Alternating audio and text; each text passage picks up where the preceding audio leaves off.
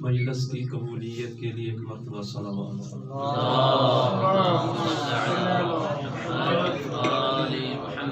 اپنے اپنے گناہوں کی بخشش کے لیے ایک مرتبہ پھر صلوات۔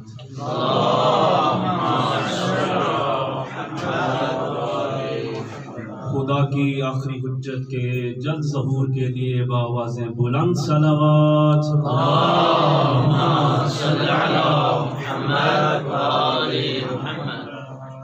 اعوذ باللہ من الشیطان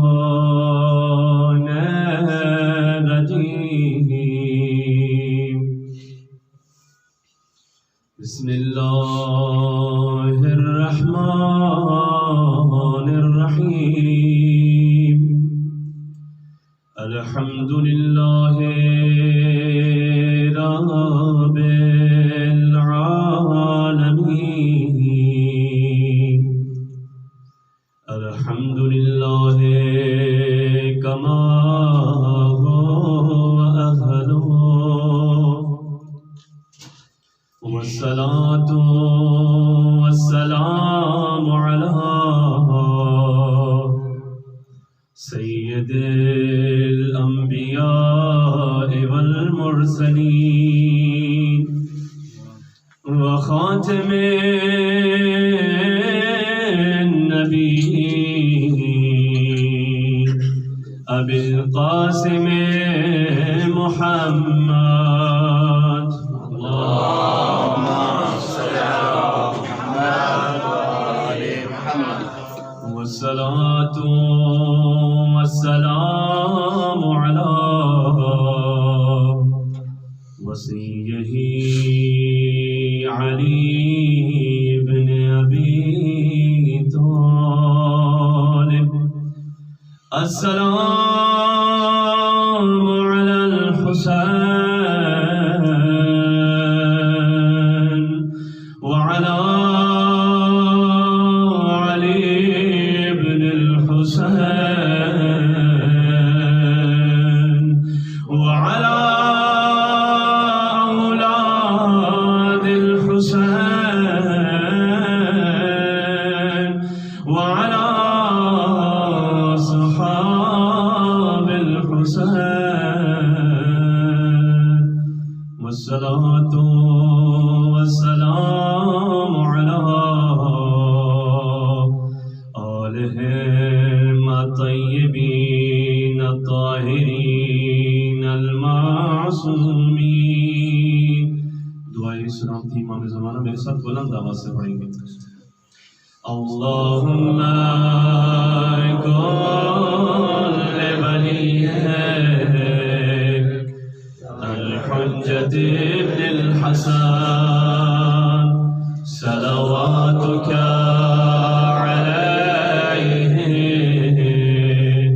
وعلی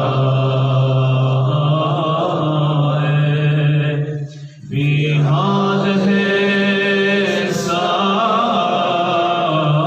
الساعة وفی کل ساعة ولیا محمد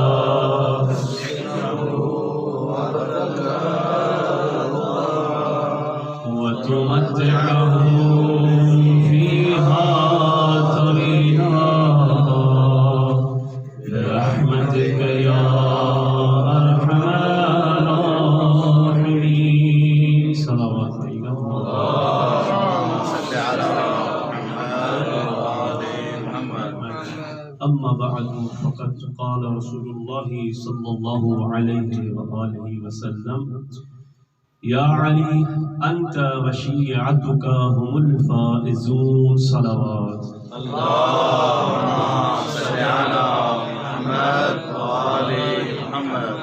خداوند تعالیٰ آپ کا مجلس عزا میں آنا اپنی بارگاہ میں قبول فرمائے، اس ذکر کے صدقے میں جو پریشان حال ہیں ان کی پریشانیاں دور فرمائے، جو حاجات رکھتے ہیں شریف ان کی حاجات دور فرمائے، جو بے اولاد ہیں ان کو اولاد نرینہ عطا فرمائے۔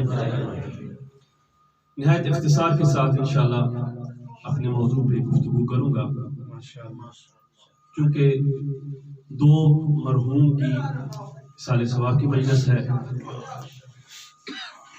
بعض لوگ آپ کو بھی اور مجھے بھی پاکستان سے مختلف موضوعات پر دعائیں، کسی کی اولاد نہیں ہے، کسی کے رزق کا مسئلہ ہے، التماس کرتے ہیں، کوئی بیمار ہے اس کی صحتیابی کے لیے، یعنی انسان پریشان ہے،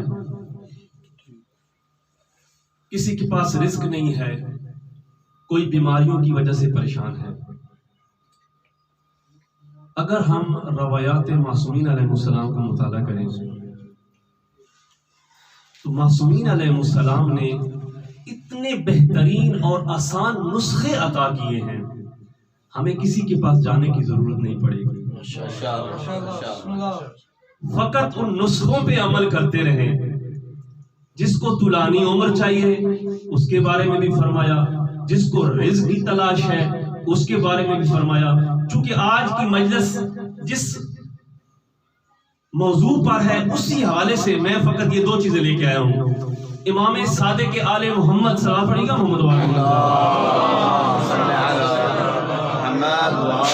امام فرماتے ہیں جو چاہتا ہے کہ اس کے رزق میں اضافہ ہو، جو چاہتا ہے کہ اس کی عمر طولانی ہو تو اپنے والدین کے ساتھ نیکی کرے۔ ماشاءاللہ اتنا آسان نسخہ، گھر میں ماں باپ ہیں ان کے ساتھ نیک سلوک کرو گے تو اللہ تعالیٰ اس نیکی کے بدلے میں آخرت میں تو آپ کا مقام بلند ہے، وہ ثواب آپ کو ملے گا، دنیا میں بھی اس کے اثرات ہیں، آپ کی عمر دراز ہوگی اور رزق میں اضافہ ہوگا۔ اور دیکھیں خدا نے والدین کی شکل میں کتنی بڑی نعمت ہمیں دی ہے، جن کے ہیں وہ احساس کریں، جن کے نہیں ہیں ان کو احساس ہوئے۔ جب ماں باپ چلے جاتے ہیں وہ دعاؤں کی دیوار جب چلی جاتی ہے پھر احساس ہوتا ہے، قدم قدم سنبھال کے چلنا پڑتا ہے کہ اب ہمارے پیچھے وہ دعاؤں کی دیوار نہیں ہے۔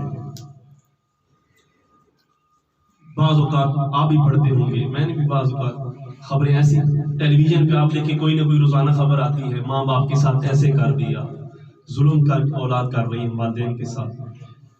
یہ ظلم دور کی بات ہے، معصوم فرماتے ہیں، امام صادق آل محمد فرماتے ہیں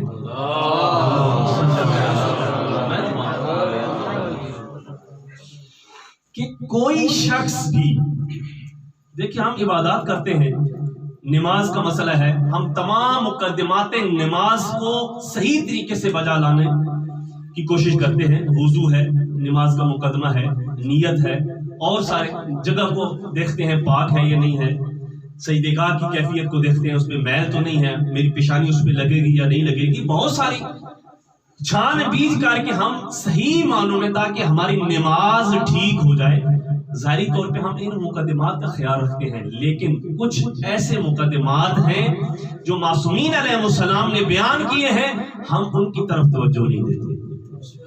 امام فرماتے ہیں اگر کوئی شخص تیز نگاہ سے یعنی غصے کی نگاہ سے اپنے ماں باپ کو دیکھے گا، اگرچہ اس کے ماں باپ ظالم ہی کیوں نہ ہو، یہ جملہ سننے کا ہے، اگر اس اولاد پہ ماں باپ ظلم ہی کیوں نہ کرتے، تو امام فرماتے ہیں اگر تیز نگاہ سے دیکھا ہے تو اللہ تعالیٰ اس کی نماز قبول نہیں کرتا۔ تو خوش نصیب ہیں عمران بھائی جن کے جو آج مجلس کروا رہے ہیں ان کے والد ان سے جدا ہیں، لیکن انہوں نے اپنے والد کو دعاؤں میں یاد رکھا، اور یہ اتنی بڑی نعمت اپنے والد کے لیے وہ دے رہے ہیں، یہاں سے تحفے جا رہے ہیں۔ اسی لیے والدین کی خدمت فقط ان کی زندگی میں نہیں ہوتی، ان کے مرنے کے بعد بھی جاری رکھنی چاہیے۔ صلوات پڑھیے گا محمد و آل محمد کے ساتھ۔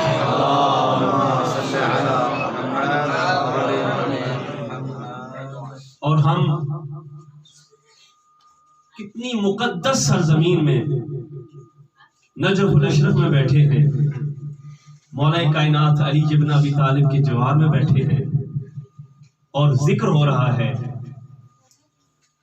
میں بارہا کہتا رہتا ہوں، نعمت خدا کی بڑی ہے، ہم پہ شکر کرنا چاہیے، ہر نعمت پہ شکر کرنا چاہیے، لیکن سب سے بڑی نعمت جو اللہ نے ہمیں عطا کی ہے وہ علی کا جو شیعہ بنا دیا، یہ سب سے بڑی نعمت ہے،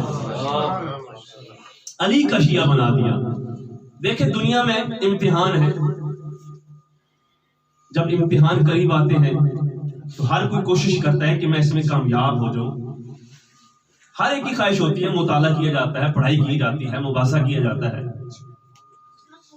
ایک امتحان اور ہے، اب مسئلہ یہ ہے اس امتحان میں اگر 100 شرکت کر رہے ہیں تو ہو سکتا ہے 100 کے 100 پاس ہو جائیں۔ اگر ممتحن امتحان لینے والا یہ شرط رکھ دے کہ 100 میں سے فقط ایک کو میں پاس کروں گا، تو جو ہے نا اس امتحان کی کیفیت کچھ اور ہوگی۔ اب واضح کر دوں، 73 فرقے ہیں اور ایک فرقہ ہے جسے کامیابی ملے گی۔ سب کی سب کوشش ہے، امتحان جاری ہے، امتحان دے رہے ہیں، نمازیں پڑھ رہے ہیں، روزے رکھ رہے ہیں، حج بجا لا رہے ہیں، لیکن اللہ کے رسول نے کہا ہے سب کے سب نہیں، ایک فرقہ کامیاب ہوگا۔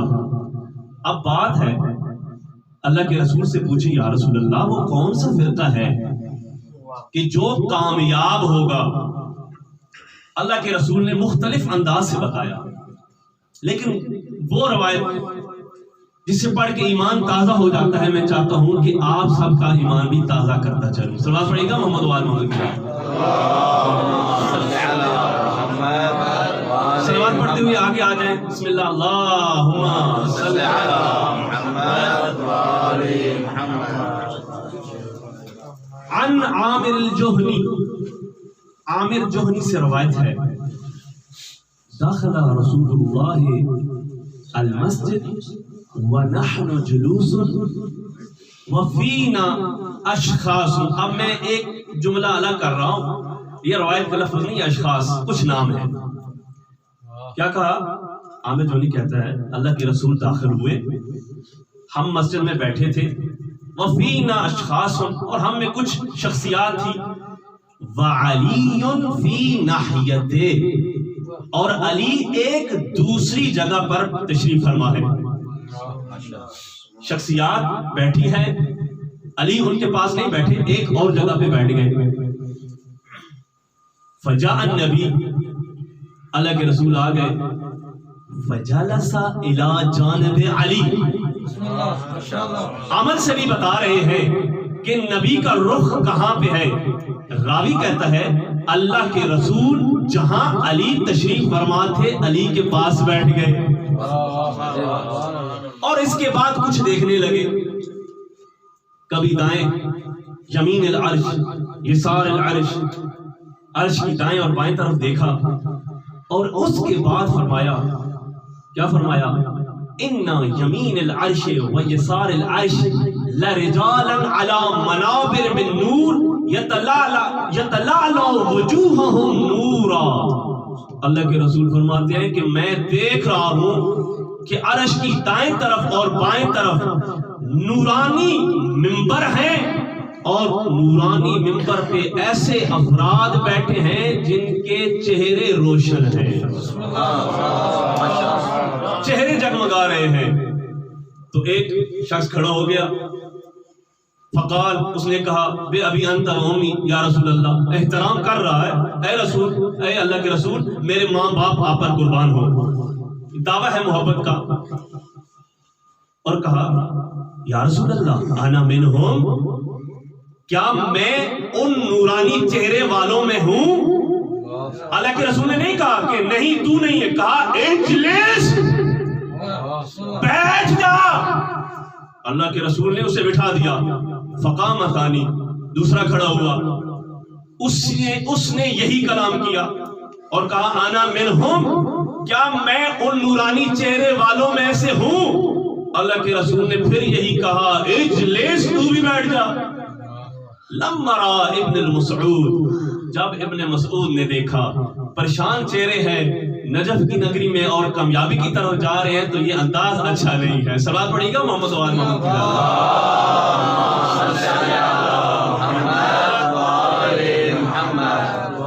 وہاں پہ بھی خاموشی چھا گئی جب دونوں کو جواب مل گیا۔ لما رأى ابن مسعود، جب ابن مسعود نے دیکھا ما قال لهما، کہ اللہ کے رسول نے ان دونوں سے کیا کہا، وہ آئے اور عزت و احترام کے ساتھ رسول خدا کے قدموں میں جھک کے کہتے ہیں یا رسول اللہ بے ابی انت و امی، یہ حقیقی محبت کا دعویٰ ہے، جیسے زبان پر الفاظ ہیں دل میں بھی وہی ہے۔ اے اللہ کے رسول، میرے ماں باپ آپ پر قربان ہو جائیں، صف لہم حتی نعرف بصفاتہم، یا رسول اللہ ان کی صفات بیان کرے تاکہ ہم انہیں صفات سے پہچان لیں۔ وہ نورانی کون ہیں جو نورانی ممبروں پر بیٹھے ہیں؟ تو اللہ کے رسول نے فضرب علی منکب علی، اللہ کے رسول نے اپنے بھائی علی کے کاندھے پہ ہاتھ رکھا اور فرمایا ھذا وشیعتہ ھم الفائزون، یہ میرا بھائی علی اور اس کے شیعہ ہی کامیاب ترین ہے۔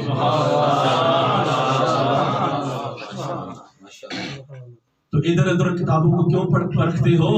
گھبراتے کیوں نہیں ہو؟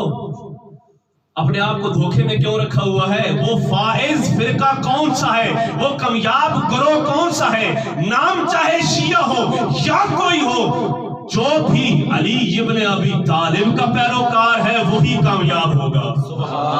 نام آپ جو رکھو، ہم اس میں باسی نہیں کرتے، جو علی کا پیروکار ہے وہی کامیاب ہے، علی کا پیروکار کامیاب ہے۔ عزیزان محترم، دیکھیں شیعہ ایک بہت بڑا منصب ہے۔ شیعہ کوئی عام عہدہ نہ سمجھے، بہت بڑا عہدہ ہے شیعہ۔ اس شیعت میں بہت بڑی منزلت ہے، خدا کا لطف و کرم ہے شیعہ بننا۔ لیکن سوال یہ ہے کہ یہ شیعہ ہوتا کیا ہے؟ تو جو ہے اگر رٹ لگائے رکھیں شیعہ میں علی کا شیعہ تو میں بن جاؤں گا۔ شیعہ کا معنی آپ جو کرتے ہیں اور کتابوں میں پڑھتے ہیں، شیعہ کہتے ہیں جو علی کا پیروکار ہو۔ ٹھیک ہے، ان کی محبت کے بنا کچھ بھی ممکن نہیں ہے، اور روایات کے آپ پڑھتے رہتے ہیں من مات علی حب آل محمد مات شہیدہ، اتنا بڑا مرتبہ ہے۔ لیکن محبت کی سب سے پہلی شرط یہ ہے کہ محبت کے لیے معرفت ہونی چاہیے۔ تو جو ہے علی کا شیعہ بننا ہے، علی سے محبت ہے، تو سب سے بڑی ذمہ داری اور پہلی وہ یہ ہے کہ ہم معرفت علی کر سکیں۔ لیکن آپ دنیا میں دیکھیں محبت کی کیفیات ہوتی ہیں، جس سے جس قدر محبت ہوتی ہے اس کے پیچھے اس کی معرفت ہوا کرتی ہے۔ جتنا ہم اس کو زیادہ جانتے ہیں اس قدر ہم زیادہ محبت کرتے ہیں۔ اگر ایک شخص کو آپ نہیں جانتے، آپ کا انداز کچھ اور ہے۔ ایک کو جانتے ہیں، اس کے کردار کو جانتے ہیں، آپ کا انداز کچھ اور ہوگا۔ کیوں؟ اس لیے کہ آپ نے اس کی معرفت کی ہے، اس لیے آپ اس کا زیادہ عزت و احترام کر رہے ہیں۔ تو بنیادی شرط ہے معرفت، اور جسے معرفت ہو جائے، گھبرا تو نہیں گئے، جسے معرفت ہو جائے پھر یہ دنیا کے فاصلے ختم ہو جاتے ہیں، پھر وہ کلام کرتا ہے، امام جہاں ہوتے ہیں وہ سلام کرتا ہے، امام اس کو جواب دیتے ہیں۔ یہ دنیا کے فاصلے ختم ہو جاتے ہیں، پھر کوئی کسی جگہ پر ہو امام اس کی بات سنتے ہیں، کیونکہ اس نے معرفت حاصل کر لی۔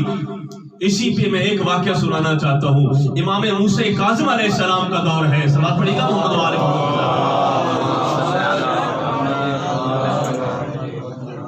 امام کا دور ہے اور امام نے اپنے کچھ افراد جو ہیں علماء کا گروہ خمس اکٹھا کرنے کے لیے بھیجا. انہی میں سے ایک وفد ایران کے شہر نیشاپور پہنچا. سننے والی بات ہے، معرفت کی بات ہے. نیشاپور پہنچتا ہے گروہ. سب لوگ اپنی دولت جمع کرا رہے ہیں، جس کے پاس جو بنتا تھا وہ دے رہا ہے خمس. ایک خاتون ہے، ایک مزدور ہے، فقیرانہ زندگی بسر کر رہی ہے. اس کے پاس 1 درہم تھا اور 1 کپڑے کا ٹکڑا تھا. وہ اس گروہ کا جو لیڈر تھا، سربراہ تھا، اس کے پاس آئی اور کہا کہ یہ میری طرف سے امام کی خدمت میں پیش کر دیں. آگے سے انہوں نے کہا اے مزدور دیکھ ہمارے پاس اتنا زیادہ مال ہے، لوگ اتنا زیادہ دے رہے ہیں، تیرے پاس یہی ہے دینے کو؟ اس خاتون نے کہا نہیں، جو میں کہہ رہی ہوں دے دینا امام کو. اب کچھ عرصے کے بعد جب یہ علماء پہنچتے ہیں واپس امام کی خدمت میں حاضر ہوتے ہیں، خوشی سے امام کو کہنا چاہتے ہیں کہ ہم اتنا زیادہ خمس جمع کر کے لائے ہیں. ابھی گفتگو ان کی شروع نہیں ہوئی کہ امام نے کہا سب سے پہلے جو تمہیں ایک مومنہ نے، ایک میری چاہنے والی نے 1 درہم اور کپڑے کا ٹکڑا دیا ہے وہ مجھے پیش کرو. دولت ایک طرف لیکن امام ہے، امام کی نظر کہاں پہ ہے؟ اس معرفت رکھنے والی مومنہ پر ہے. تعجب سے حیران ہو کے کہتے ہیں آپ کو کیسے خبر؟ کہا ہمیں بہت ساری خبریں پتہ ہوتی ہیں. اور امام نے وہ درہم لیا اور وہ کپڑے کا ٹکڑا لیا. بات یہاں ختم نہیں ہوئی. امام نے اس کپڑے کے ٹکڑے کو بوسہ دیا ہے اور اس کے بعد امام نے بہت سارے درہم نکالے اور اپنا کفن نکال کے اپنے کفن کو کے ایک کونے سے کپڑے کے ٹکڑے کو کاٹا اور کاٹ کے ان علماء کو دیا اور کہا جب جانا نیشاپور میں جانا اس مومنہ کو یہ کفن کا ٹکڑا دینا اور کہنا کہ امام نے اپنے کفن سے تجھے یہ عطا کیا ہے. اور ساتھ یہ کہنا کہ جب تو مرے گی تو تیرا جنازہ تیرا امام ہی پڑھائے گا. اور روایات کہتی ہیں اس معرفت رکھنے والی خاتون کے ساتھ ایسے ہی ہوا کہ جب یہ فوت ہوتی ہے تو اس کا جنازہ کس نے پڑھایا؟ امام موسیٰ کاظم علیہ السلام نے پڑھایا. اس خاتون کا نام جو تاریخ نے بتایا ہے بی بی شتیتا. اگر آپ نیشاپور میں جائیں اس مزدور کی زیارت کریں. یہ کوئی عام ہستیاں نہیں ہیں جنہوں نے معرفت حاصل کر لی ہے. اور دوسری بات دیکھیں شیعہ، میں نے کہا کہ شیعہ بہت بڑا مرتبہ ہے، ٹھیک ہے ان کے چاہنے والے ہیں لیکن اس میں ہمارا کمال نہیں ہے، یہ یاد رکھنا. آپ اگرچہ مثال دے رہا ہوں، آپ جاتے ہیں مسجد سہلہ بھی جاتے ہوں گے، وہاں پہ امام صادق آل محمد کی ایک روایت لکھی ہوئی ہے جو کتاب زیارت جو آپ عمال کرتے ہیں اس میں پہلے صفحے پہ جو روایت ہے وہ امام صادق آل محمد کی، اس میں ایک جملہ ہے، بس وہ جملہ آپ کو دینا ہے. امام فرماتے ہیں کہ کوئی مومن اور مومنہ ایسی نہیں ہے کہ جس سے یہ مسجد کھینچ کے اپنے پاس نہ لے آتی ہو. یہ نہیں ہے کہ مومن کہے کہ میں اگر مسجد سیلہ پہنچ گیا، مومنہ کہے میں مسجد سیلہ پہنچ گئی تو میرا کمال ہے کہ میں جو زیارت نصیب ہوگی. نہیں، کمال تیرا نہیں ہے، کمال اس مسجد کا ہے جو تجھے کھینچ کے لائی ہے. تو جو علی کا شیعہ بن جاتا ہے، جو اہل بیت کا ہو جاتا ہے، اہل بیت اسے چھوڑتے نہیں ہیں. اگرچہ درمیان میں حجاب آ جائیں، کچھ رکاوٹیں آ جائیں تو یہ ہستیاں دور کر دیتی ہیں اور اسے اپنا بنا لیتی ہیں. تو یہ نہ سمجھنا کہ ہم نام کے شیعہ ہیں، نہ، ہمیں پوری کائنات سے منتخب کیا گیا ہے. اگر وہ نہ چاہے تو ہم کیسے ان کا ذکر کر سکتے ہیں؟ اگر وہ نہ چاہے تو ہم ان کی زیارت کیسے کر سکتے ہیں؟ اگر وہ نہ چاہے تو ہم ان کا نام کیسے لے سکتے ہیں؟ ان کا خاص لطف و کرم ہے. ہاں، ایک معرفت رکھنے والا تھا، ایک علی کا شیعہ تھا، علی کا پیروکار تھا، لیکن دنیا میں کچھ رکاوٹیں آ گئی، کچھ حجاب آ گئے، کبھی کسی مذہب پہ چلا گیا، کبھی کسی مذہب پہ، لیکن سکون نہیں ہے، مذہب بدلتا رہا، ریسرچ جاری رکھی، بھٹکا ہوا تھا، منزل کی طرف رواں دواں ہے۔ کیوں؟ کیونکہ علی کا وعدہ ہے کہ ہم اپنوں کو چھوڑتے نہیں ہیں۔ تو جو ہے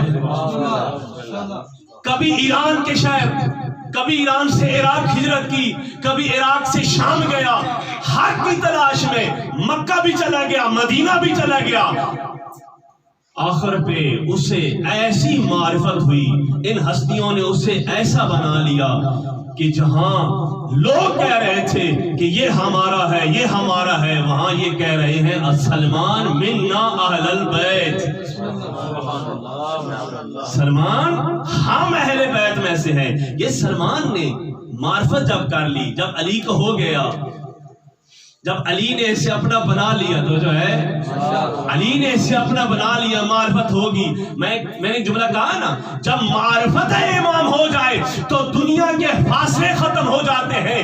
یہی سلمان تھا جس کی آپ زیارت کرتے ہیں مدائن میں، جو عراق کا ایک شہر ہے، مدائن میں سلمان محمدی ہیں اور بیمار ہیں، بیماری کی حالت میں، موت کا وقت قریب ہے، بیٹا پاس بیٹھا ہے، بیٹا کہتا ہے بابا جان وصیت کیجئے، آپ کا نماز جنازہ کون پڑھائے گا، آپ کو غسل کون دے گا، کفن کون پہنائے گا؟ تو سلمان محمدی کی زبان پر ایک جملہ جاری ہوا، کہا میرے بیٹے سن، مجھے کفن وہی پہنائے گا جس نے رسول کو کفن پہنایا، مجھے وہی قبر میں لٹائے گا جس نے رسول کو لٹایا، میرا جنازہ وہی پڑھائے گا جس نے رسول کا نماز جنازہ پڑھایا۔ بیٹا حیران ہو کے کہتا ہے بابا جان علی مدینہ میں ہے اور آپ عراق کے شہر مدائن میں، یہ کیسے ہو سکتا ہے؟ اتنے میں آنکھ بند ہونا تھی کہ ادھر علی مدینہ میں اپنے چاہنے والوں کے ساتھ ہیں اور آنکھوں سے آنسو جاری ہوئے۔ صحابی پوچھتے ہیں یا علی یہ کیسے آنسو ہے؟ کہا آج اپنا جدا ہو گیا۔ اور روایات کہتی ہیں کہ علی چند لمحوں میں حکم خدا سے مدینہ سے مدائن آئے اور لوگوں نے دیکھا کہ علی علیہ السلام نے خود اپنے چاہنے والے سلمان محمدی کو غسل دیا، کفن پہنایا، نماز جنازہ پڑھائی اور قبر میں اپنے ہاتھوں سے لگایا۔ یہ کیسے سلمان محمدی کو اتنا بڑا عہدہ مل گیا ہے؟ دوستو معرفت سے۔ جب تک معرفت حاصل نہیں ہوئی بے سکون رہا، عجیب کیفیت میں رہا، اسے کسی چیز کی تلاش ہے، اور جب معرفت ہوئی تو ایسا بن گیا، پھر فاصلے ختم ہو گئے۔ امام سے کلام ایسے کر رہا ہے جیسے امام روبرو ہو۔ اگر آپ زیارت کے جملے بعض زیارات میں جو مروی ہیں اگر آپ پڑھیں، واقعاً کمال کے وہ جملے ہیں۔ اگر علی کا چاہنے والا ان جملوں میں غور کرے، وہ در کر لے گا کہ امام کسے کہتے ہیں، اور میں جو امام کا چاہنے والا ہوں میری ذمہ داری کیا بنتی ہے۔ مختلف زیارات میں یہ جملے موجود ہیں، انت تسمع کلامی و ترا مقامی و ترد سلامی۔ اے امام آپ مجھے دیکھتے ہیں، آپ میری آواز کو سنتے ہیں، آپ میرے سلام کو سنتے ہیں۔ یہ کہاں ہوتا ہے؟ جب آپ کو کوئی دیکھ رہا ہو، آپ کی بات سن رہا ہو، اس کا مطلب کیا ہے؟ وہ حاضر ہے، آپ کے پاس ہے، آپ کو دیکھ رہا ہے، آپ کی بات سن رہا ہے۔ لیکن معرفت تب ہوگی جب ان کلمات کو ہم دل کی گہرائی میں اس انداز سے جگہ دیں کہ ہم جو بھی قدم اٹھائیں اور ہمارے ذہن میں جو ہو کہ ایک تو اللہ دیکھ رہا ہے اور میرے اس قدم پر اس امام کی بھی نگاہ ہے جو آج غائب ہے۔ پھر ہمارا قدم کبھی لڑکھڑائے گا نہیں، ہمارا قدم کبھی گمراہی کی طرف نہیں جائے گا، ہمارا قدم کبھی گناہوں کی طرف نہیں جائے گا۔ تو عزیزان محترم، بس اختصار کے ساتھ تو بات کر رہا ہوں شیعہ۔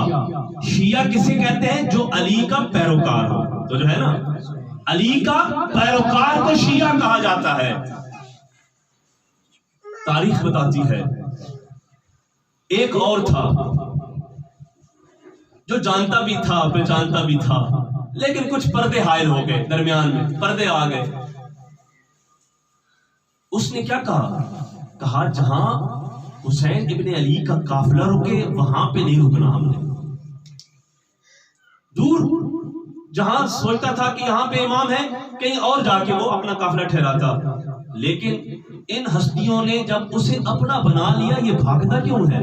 تو جو ہے ایک جگہ پر جب خیمہ نصب کرنے لگا تو پتہ چلا یہ ساتھ حسین ابن علی بھی ہیں. یہ جو بھاگ رہا تھا، جب ایسے معرفت ہوئی، جب حسین ابن علی نے اسے بلایا اور اس کے کان میں ایک جملہ کہا، پھر وہ جو پریشان حال تھا اس کا چہرہ اس طرح کھلکھلا اٹھا جیسے اسے سب کچھ مل گیا ہو. اور تاریخ نے لکھا کربلا میں یہی معرفت امام رکھنے والا تھا. جب امام نے کہا جو چھوڑ کے جانا چاہتا ہے مجھے چھوڑ کے چلا جائے، اور تاریخ نے وہ اس طرح سے بیان کیا، بجھایا ایک دیا چہرے 72 ہو گئے روشن، اندھیرا خود پریشان ہے، بجھا کیا تھا جلا کیا ہے. وہ جو دیا حسین ابن علی نے بجھایا اور کہا جو جانا چاہتا ہے چلا جائے. یہی معرفت امام رکھنے والا اٹھا اور کہنے لگا یا ابن رسول اللہ، ہم اور آپ کو چھوڑ کے جائیں، یہ کیسے ہو سکتا ہے؟ ہمارے ٹکڑے ٹکڑے کر دیے جائیں، پھر ہمیں زندہ کیا جائے، پھر ہمارے ٹکڑے کیے جائیں، حتیٰ کہ 1000 مرتبہ ہمارے ٹکڑے کیے جائیں، ہمیں موت آئے اور زندگی ملے تو ہم ہر زندگی آپ پر قربان کریں گے. یہ معرفت رکھنے والا کون تھا؟ جسے تاریخ نے زہیر بن قین کے نام سے یاد کیا. معرفت کر لی.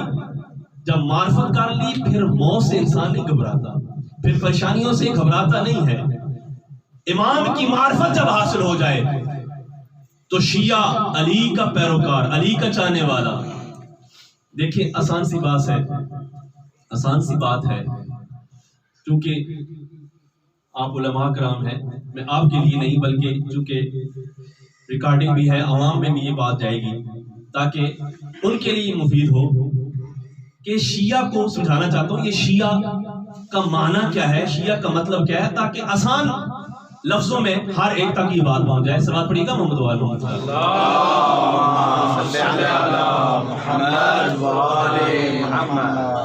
پاکستان میں ہم عزاداری کرتے ہیں، مختلف ہماری رسمیں ہیں، عبادات سمجھ کے بجا لاتے ہیں. انہی میں سے ایک ہم شبیہ نکالتے ہیں، علم کی شبیہ نکالتے ہیں، علم برآمد کرتے ہیں. علم ہے کیا؟ دیکھیں آپ بازار سے کپڑا خریدتے ہیں، عام کپڑا ہوتا ہے، دیکھتے نہیں ہیں یہ کس کی دکان ہے، وہابی ہے، سنی ہے، شیعہ ہے، نہیں دیکھتے. کپڑا خریدتے ہیں دکان سے، عام کپڑا ہے، بے قدر و قیمت کپڑا ہے، اس کی کوئی ویلیو نہیں ہے. اس کو خریدا، میٹر کے حساب سے پیسے دے دیے.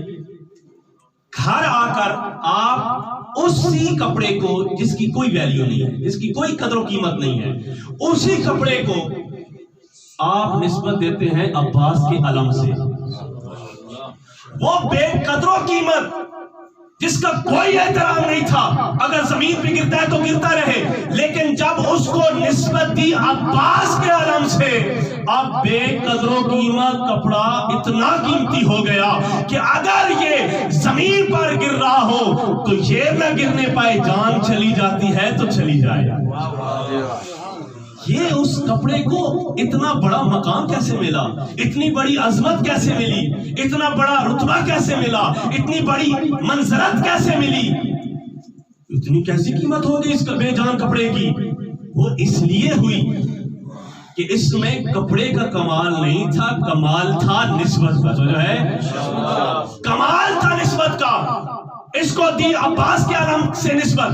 جب نسبت مل گئی تو یاد رکھنا اب یہ بے قدر و قیمت کپڑا نہیں ہے، یہ جھکنے نہ پائے، کسی ایسے مقام پر نہ لے کے جانا جہاں نجاست ہو. تو جو ہے نجاست سے دور رکھنا، اس کا احترام کرنا، اس کو پہچان لینا، اس کی منزلت دیکھ لینا. اب یہ باعظمت ہے، با قدر ہے، با قیمت ہے، اب اس کا احترام کرنا. کیوں؟ اس لیے کہ اس کو عباس کے علم سے نسبت ہے. تو ذرا اسی پہ غور کریں. ہم کہتے ہیں شیعہ کو کس سے نسبت ہے؟ تو جو ہے شیعہ کو کس سے نسبت ہے؟ شیعہ کو نسبت ہے علی سے. پہلے عام تھا، جب کہا میں علی والا، تو اب یاد رکھ تیری نسبت ہے علی سے.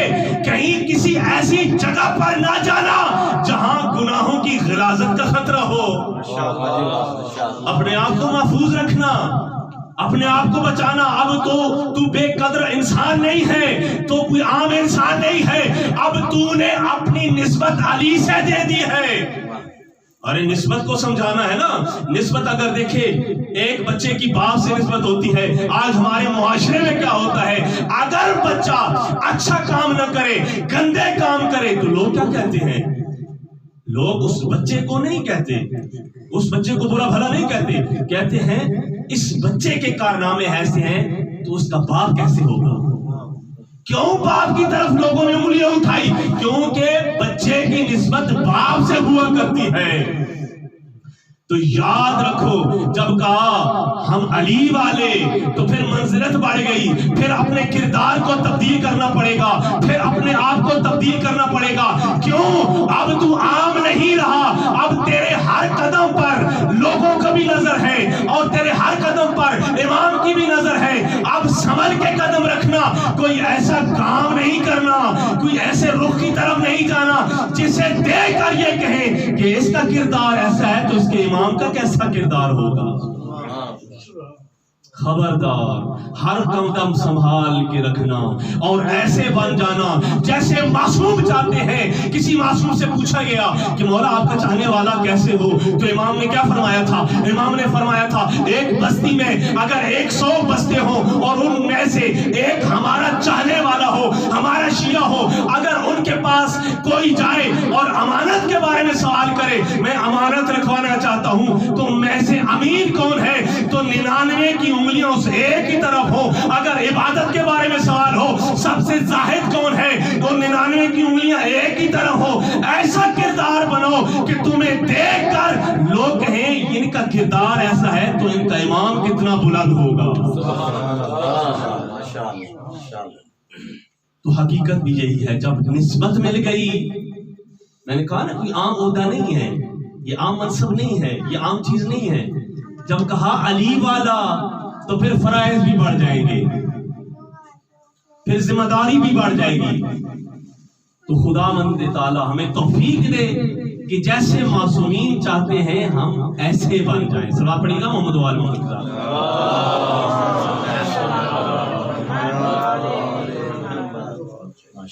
عزیزان محترم، چونکہ یہ مجلس ترحیم کی مجلس ہے، دیکھیں موت کا وقت معین ہے، کوئی نہیں بھاگ سکتا. انبیاء بھی چلے گئے، ہم نے بھی چلے جانا ہے.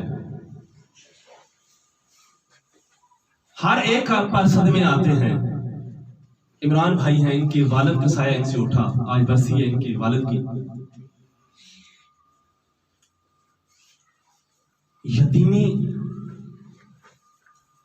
یتیمی کی حقیقت وہ جانتا ہے جس کا باپ اس دنیا سے اٹھ جائے. یتیمی کا درد وہ جانتا ہے. قافلہ مدینہ سے رواں دواں ہے. ایک مقام آتا ہے کربلا سے پہلے. مولا حسین علیہ السلام کو ایک خبر دی گئی. امام کس انداز میں بیٹھے ہیں کہ امام کی گود میں امام کی بیٹی سکینہ سلام اللہ علیہ بیٹھی ہیں. امام اس سے پیار کر رہے ہیں، کبھی رخساروں کو بوسہ دے رہے ہیں، سر پہ ہاتھ پھیر رہے ہیں. کسی نے آ کے امام کو خبر دی کہ مولا مسلم مارے گئے. اب امام کا انداز کیا تھا؟ امام نے اپنی بیٹی کو اپنی گود سے اٹھایا اور مسلم کی یتیم بچیوں کو اپنی گود میں بٹھایا اور پیار کرنے لگے. تو سکینہ سلام اللہ علیہ فرماتی ہیں بابا جان مجھ سے کیا غلطی ہوئی ہے؟ مجھے اپنی گود سے اٹھا دیا ہے، اور مسلم کی بچیوں سے پیار کر رہے ہیں، تو میرے مولا حسین نے اپنی بیٹی سے کیا کہا تھا؟ کہا تھا بیٹی ان کا بابا مارا گیا ہے، یہ یتیم ہو گئی ہے، اور یتیموں سے اسی طرح پیار کیا جاتا ہے۔ سکینہ سلام اللہ علیہا نے یہ نقشہ بنا لیا تھا نا، جب کوئی یتیم ہو جاتا ہے تو اس سے لوگ پیار کرتے ہیں۔ عزادارو جب برپا ہو گئی کربلا، جب یہی سکینہ اپنے بابا کی لاش کے ساتھ لپٹی تھی، لاش سے جدا نہ ہوتی تھی، ذہن میں یہی تھا نا کہ کوئی آئے گا مجھ سے پیار کرے گا، میرے سر پہ ہاتھ پھیرے گا۔ جناب زینب سلام اللہ علیہا نے بھی بڑی کوشش کی، لیکن سکینہ تھی کہ اپنے بابا کی لاش سے جدا نہ ہوا کرتی تھی۔ لیکن روایت کہتی ہے کہ ایک ظالم بڑھتا ہے اور سکینہ سے کس انداز میں پیار کرتا ہے، ایک ہاتھ سکینہ کے بالوں میں ڈالتا ہے، دوسرے ہاتھ سے سکینہ کے منہ پہ تماچے مارتا ہے۔ سکینہ پہن کر کے کہتی تھی بابا کیا یتیموں سے اس طرح پیار کیا جاتا؟ اجرو منکم اللہ۔ ہاں عزادارو، سکینہ کی یتیموں کو دیکھیں تو اپنی یتیمی انسان بھول جاتا ہے۔ ہر منزل پر ظلم ہوئے سکینہ پر۔ عزادارو جب یہ قافلہ کوفہ پہنچا اور کوفہ سے شام کی طرف روانہ ہے، ایک منزل آئی، عجیب منظر سامنے آیا کہ جس نیزے پہ میرے مولا حسین کا سر تھا وہ نیزہ رک گیا۔ شمر نے بڑی کوشش کی ہے نیزے کو حرکت دے، لیکن نیزہ تھا کہ رکا رہا، آگے نہ بڑھتا تھا۔ شمر سمجھ گیا، شمر نے تازیانہ اٹھایا اور امام سجاد کی طرف بڑھتا ہے اور کہتا ہے کہ اے سجاد اپنے بابا سے پوچھ ان کا سر حرکت کیوں نہیں کر رہا، ورنہ میں تازیانہ تمہیں ماروں گا۔ تو امام سجاد اپنے بابا کے پاس آ کے کہتے ہیں بابا آپ کا سر حرکت کیوں نہیں کر رہا، آپ کا سر کیوں نہیں چل رہا؟ بابا میرا جسم ناتوا ہے، میرا جسم تازیانے برداشت نہیں کر سکتا، بابا آپ کا سر کیوں نہیں چل رہا؟ تو سر حسین سے کیا آواز آئی تھی، بیٹا سجاد میری نشانی کہاں ہے؟ میرے مولا سجاد پھپھی اماں کے پاس آ کے کہتے ہیں پھپھی اماں میری بہن سکینہ نظر نہیں آ رہی۔ جناب زینب بھی اور مولا سجاد بھی اس بیابان میں زور سے آواز دے رہے تھے۔ زینب رو کے کہتی تھی او میری بھیا کی نشانی کہاں کھو گئی ہو؟ میرے مولا سجاد بھی آوازیں دے رہے تھے۔ تھوڑی دیر کے بعد عجیب منظر دیکھا، ایک بھرکے دار بی بی ہے جس کے گود میں سکینہ سو رہی ہے۔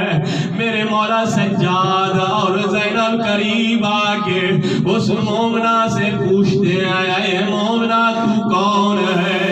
سکینہ نہ جانے کب سے نہ سوئی تھی، آج کتنے دنوں کے بعد تیری گود میں سو رہی ہے، بتا تو کون ہے؟ علی کی بیٹی تیرا شکریہ ادا کرنے آئی ہے۔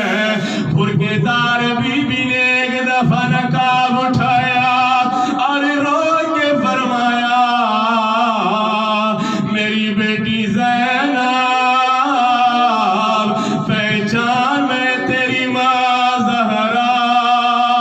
عزادارو اتنا سننا تھا، ماں سے لپٹ گئی زینب، رو کے کہتی تھی اماں اب آئی ہو جب میرا حسین مارا گیا، جب میرا اکبر مارا گیا، جب میرا عباس مارا گیا۔ ذرا رو کے کہتی ہے نہیں زینب،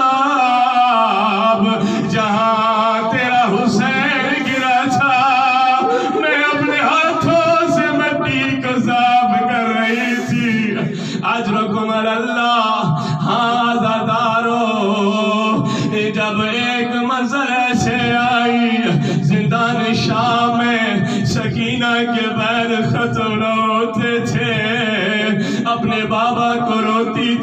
سکینہ یزید نے کہا یہ کون مستور ہے جو نہ دن کو سوتی ہے نہ رات کو سوتی ہے؟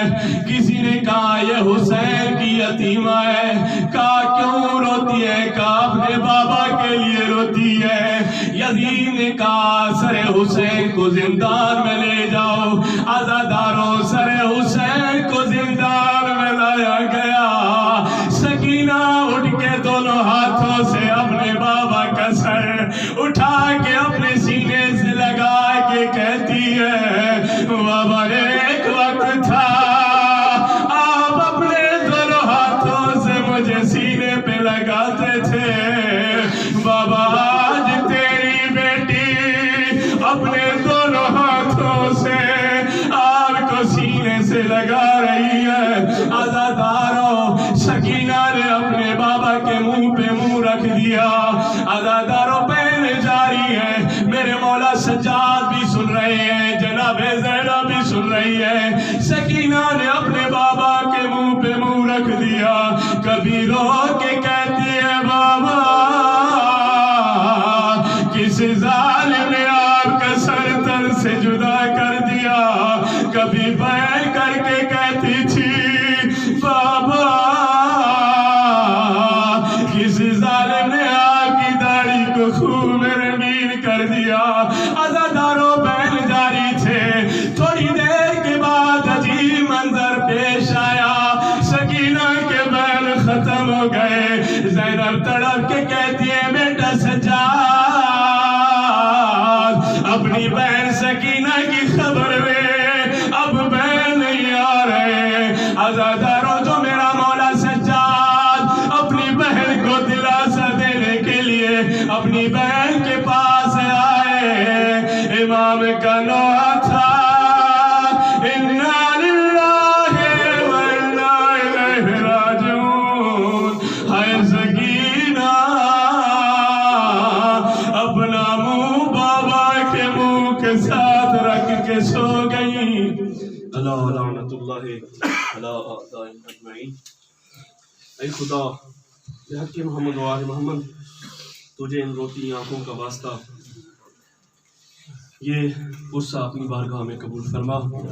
اے خدا تجھے ان روتی آنکھوں کا واسطہ جو پریشان حال ہیں ان کی پریشانیاں دور فرما۔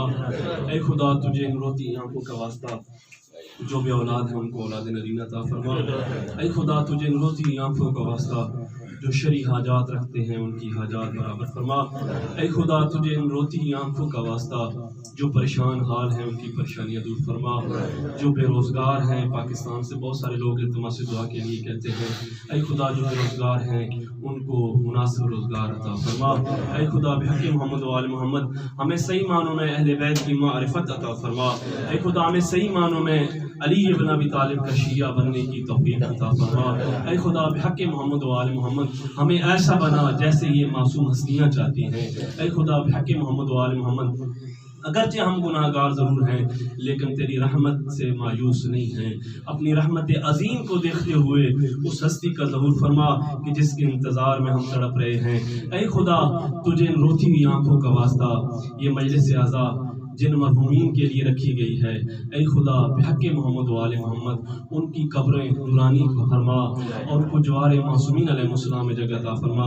اے خدا بحق محمد و آل محمد مرحوم غلام حسین اور ان کی اہلیہ اور مرحوم کریم بخش اور ان کی اہلیہ، اے خدا ان مرحومین کے تمام گناہان صغیرہ و کبیرہ معاف فرما، ان کو جوار معصومین علیہ السلام میں جگہ عطا فرما اور ان اس ذکر کا ثواب ان کے نام اعمال میں قرار دے۔ اے خدا بحق محمد و آل محمد ہمیں بھی توفیق دے جیسے عمران بھائی نے اپنی والد کے اصال ثواب کے لیے اس مجلس اعزا کا اہتمام کیا ہے، ہمیں بھی توفیق دے کہ ہم بھی اپنے مرحومین کو اسی طرح یہ سلسلہ جو ہے قرآن خوانی کی صورت میں ہو یا مقدس ذکر کی صورت میں ہو تاکہ ہم یہ ہدایہ اپنے مرحومین کے نام اعمال میں بھیجتے رہیں۔ اے خدا بحق محمد و آل محمد تمام موجودین جو یہاں پہ بیٹھے ہیں یا سن رہے ہیں، اے خدا بحق محمد و آل محمد تمام مومنین و مومنات کے جو والدین اس دنیا سے چل چکے ہیں، اے خدا ان سب کی مغفرت فرما، ان کو جوار معصومین علیہ السلام میں جگہ عطا فرما۔ اے خدا جن کے ماں باپ زندہ ہیں ان کو صحت عطا فرما، ان کی عمر طولانی فرما۔ آخر میں تمام مرحومین مرحومات، خاص طور پہ غلام حسین اور ان کی اہلیہ، اور کریم بخش اور ان کی اہلیہ، ان کے لیے ایک دفعہ سورہ فاتحہ اور 3 دفعہ سورہ قل هو اللہ احد کی تلاوت کریں۔ میرے بڑے بھائی کے لیے کس کے